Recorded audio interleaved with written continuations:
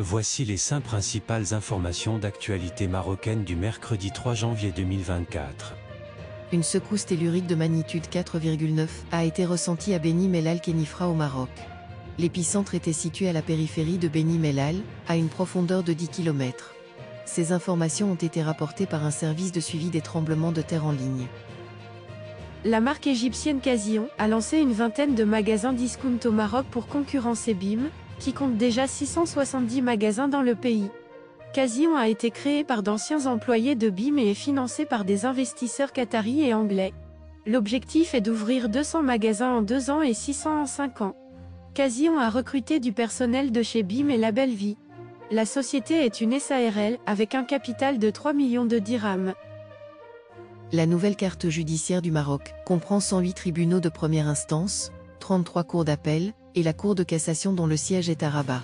Le projet vise à actualiser et rationaliser la carte judiciaire, en déterminant les sièges des tribunaux et leurs compétences locales.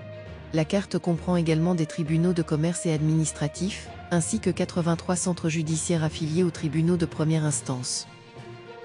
Le nouveau Wali de Casablanca a formé une équipe d'experts pour intensifier les efforts sur plusieurs fronts, en se concentrant sur les projets en retard. Une équipe d'élite travaille activement sur 3 principaux axes: l'élimination des activités anarchiques dans l'espace public, la vérification des cahiers des charges des marchés publics et l'achèvement des chantiers royaux inachevés. Le programme de développement urbain de Casablanca a rencontré divers obstacles, mais le nouveau Wali prévoit d'achever les projets en suspens. Le gouvernement espagnol a accordé un prêt de 250 millions d'euros à un consortium composé de 3 entreprises, dont Africa Gaz, pour la construction d'une usine de dessalement d'eau de mer à Casablanca.